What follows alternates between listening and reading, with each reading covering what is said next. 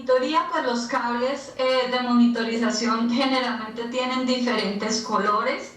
Lo importante es ubicar muy bien los cables para tener un trazo claro y un trazo limpio.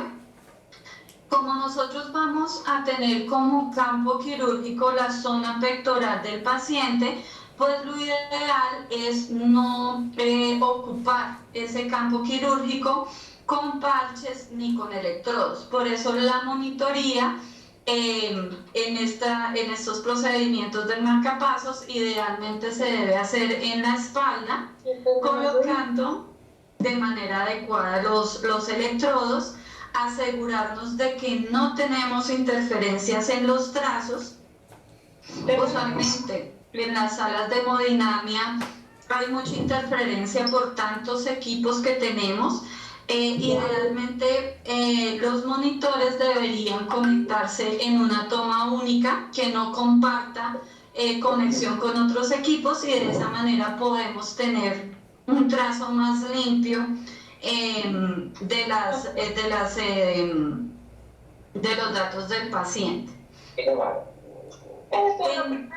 primer documento que Hay por ahí un micrófono abierto. Sí, lo ando buscando, pero ya lo encontré. Okay. Entonces es supremamente importante monitoría completa, frecuencia cardíaca, trazo electrocardiográfico limpio, tensión arterial y oximetría. Para la tensión arterial y la oximetría, pues idealmente para que estas dos no interfieran, deberíamos colocar en los brazos diferentes o en un miembro diferente el tensiómetro y el oxímetro, y pues idealmente para no interferir ponemos la vía venosa y el oxímetro del lado izquierdo, y en el otro brazo la tensión arterial para tener una clara monitoría de nuestro paciente. Importantísimo en la sala, y esto a veces por el afán, sobre todo cuando tenemos muchos pacientes, hay cosas que pasamos por alto. Siempre recordar que todos los protocolos de asepsia en la sala quirúrgica o en la sala de hemodinamia deben mantener los más altos estándares, porque esto es un procedimiento invasivo.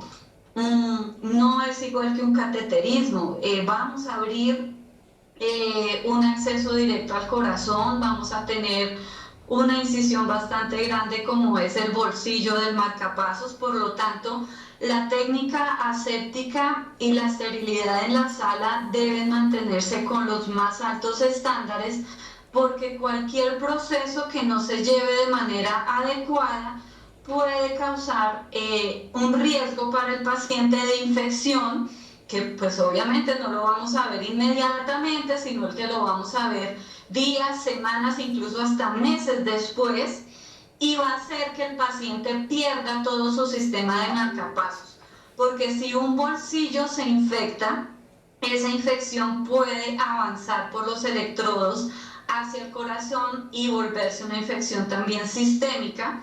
Por lo tanto, ante una infección de cualquier nivel del marcapasos, se debe retirar todo el dispositivo. Y pues sería muy triste que un paciente que tiene que sortear muchos pasos y muchos inconvenientes en algunos casos para que les sea autorizado el marcapasos para poder llegar al implante, por un descuido nuestro se infecte y pierda ese dispositivo, sean más días de hospitalización y poner en riesgo la vida del paciente. Recordar que la protección, el cubrebocas, el gorro, los uniformes que se utilicen deben ser únicos para esa sala, no deambular en zonas externas. Tener muy claro que si yo estoy en otro nivel de la institución y me desplazo hacia la sala donde se va a hacer el procedimiento, debería cambiarme el uniforme independientemente de que alguien me lo esté diciendo o no. Es tener la conciencia de que cualquier proceso que yo haga es en pro del paciente. Como equipo necesario pues en el implante pues tenemos ya toda la preparación, equipo que utilizamos nosotros como soporte técnico pues tenemos el programador con su respectivo analizador de umbrales, unos cables estériles para medir los umbrales que son los que conectamos a los electrodos una vez que están posicionados. Dentro del material para el implante del dispositivo como tal, siempre debemos tener un introductor compatible con el electrodo que se va a implantar, dependiendo del dispositivo. Los electrodos, ya sean de fijación activa o fijación pasiva, de acuerdo a lo que haya solicitado el especialista. El dispositivo o el marcapasos indicado y accesorios de backup que podemos llegar a necesitar en determinado momento. Los estiletes o guías, que son los que ayudan al especialista a posicionar el electrodo en la zona del tejido cardíaco que requiere ubicar. Destornilladores en caso de que tengamos un explante de marcapasos. No es bueno tener la práctica de abrir insumos antes de que vayan a ser utilizados. ¿A qué me refiero? Que muchas veces tenemos la práctica de decir, ah, no, pues es que en el marcapasos nuevo viene un destornillador, entonces abrámoslo y vamos desatornillando con ese, y como ese es el que vamos a implantar. Realmente en el proceso del implante cualquier cosa puede pasar en cualquier momento. Nosotros no sabemos si en el momento en que se esté retirando el marcapasos que tiene el paciente en caso de un explante, el paciente haga un paro y fallezca, por ejemplo. Si el paciente se murió en ese momento, ¿qué hacemos con un marcapasos destapado?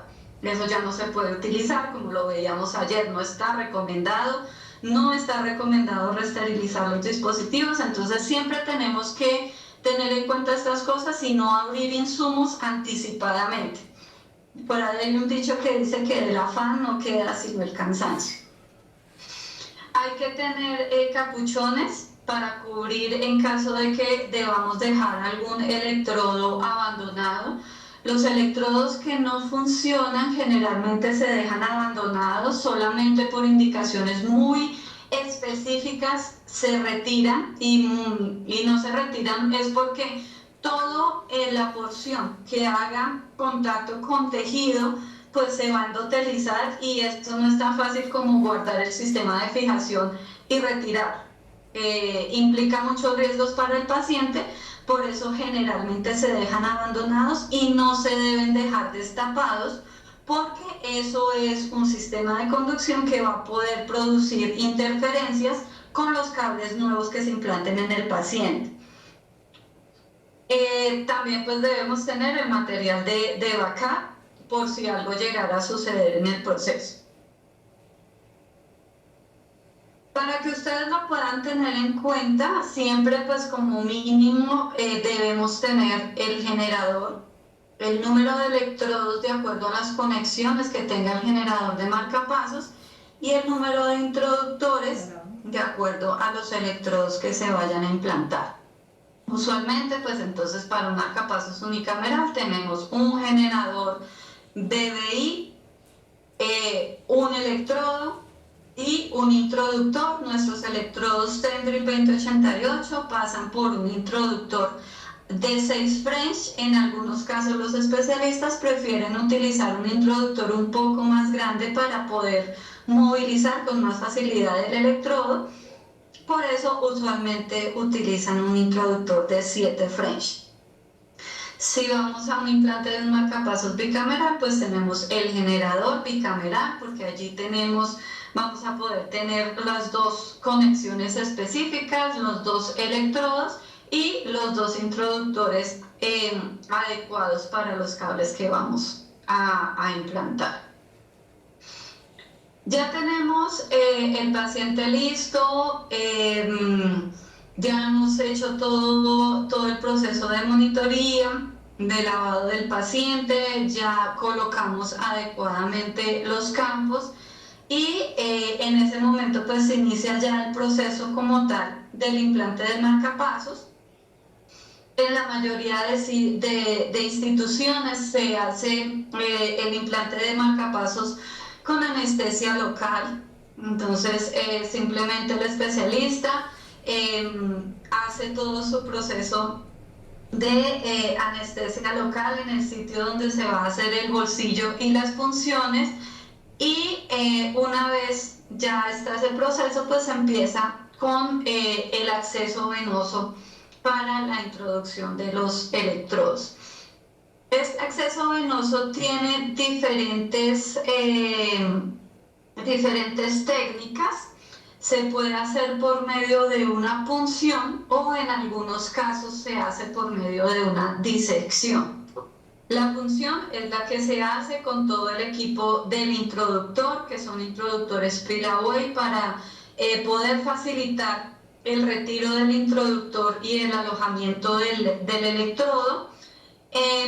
O se hace por disección, que en ese caso simplemente el especialista busca en la mayoría de los casos la vena cefálica para hacer el paso de una guía que mantenga la vía de acceso y posteriormente por esa vía de acceso